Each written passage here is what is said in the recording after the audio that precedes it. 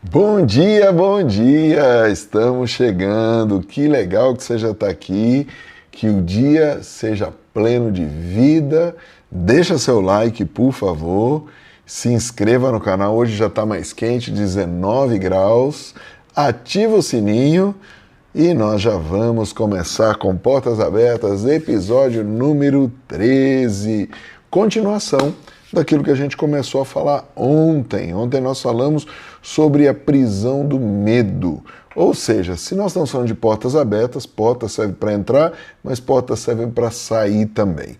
Ali em Atos capítulo 12, fala que depois de terem passado a primeira e a segunda sentinela, chegaram ao portão de ferro que dava para a cidade, o qual se lhes abriu automaticamente, saindo, enveredaram por uma rua e logo adiante o anjo se apartou dele. Ou seja, aqui está falando do segundo portão. Você prestou atenção que tem portas e tem guardiões, né? Do que está falando aqui? O texto fala do que nós começamos a ler ontem. Se você assistiu o episódio de ontem, põe 1. Escreve aí 1, tá? Vamos ver quem está ligado aí. Episódio 1 dessa série aqui, o episódio 12, mas o 1 desse papo aqui, porque eu dividi esse Atos 12 em 2. Agora o verso 4 que nós lemos ontem diz: tendo feito prender, quem fez isso? Tá? O governador de Roma, ele estava muito bravo com a balbúrdia que estava acontecendo, ele mandou lançar no cárcere, entregando a 4 escoltas de 4 soldados, cada uma para guardarem, tencionando apresentá-lo ao povo depois da Páscoa. Apresentá-lo quem? Pedro, né? E se você olha que são 16 guardas, 4 escoltas de 4. Aí surge a pergunta, o que seriam esses guardiões? Esses caras que estão ali, eu estou falando no natural, para nós, no mundo espiritual, para a nossa vida.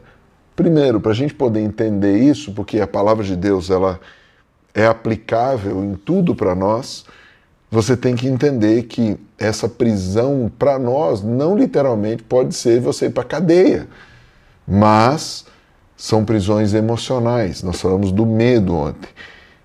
Para a gente entender melhor, são 4 vezes 4. Lembra o que significa 4? O número 4 simboliza aquilo que é criado e nos diz a respeito de uma dependência total do Criador.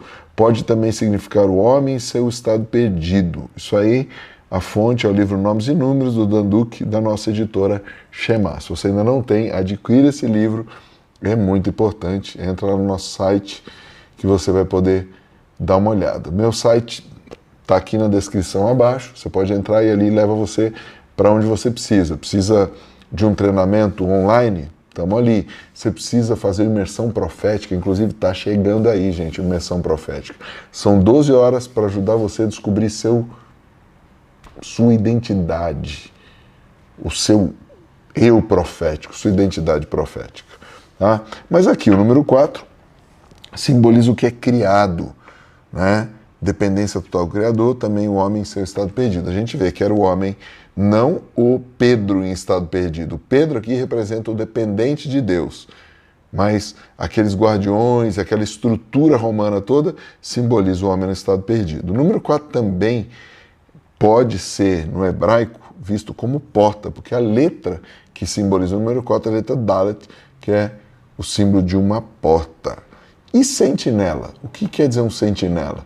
É um fulaki, que quer dizer pessoa que mantém vigília, guarda, sentinelas, lugar onde cativos são mantidos, prisão.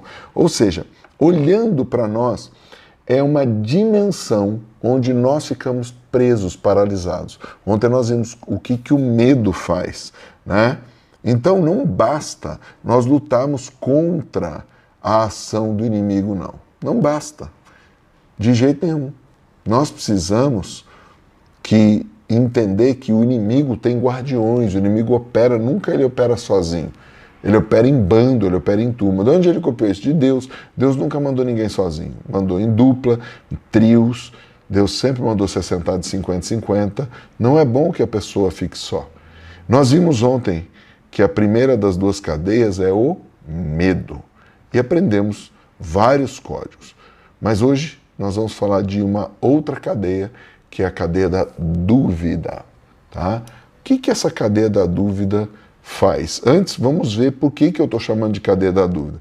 O verso 9 do capítulo 2 de Atos diz: então saindo, o seguia, não sabendo que era real o que se fazia por meio do anjo, parecia-lhe antes uma visão. Aqui Pedro, ele estava em dúvida se o que estava acontecendo mesmo, era uma visão, um sonho, né? Ele estava na parada, mas não sabia se era verdadeiro. Nós sabemos que quem tirou Pedro foi Deus, mas através dos anjos. Deus opera ali, mas é Deus.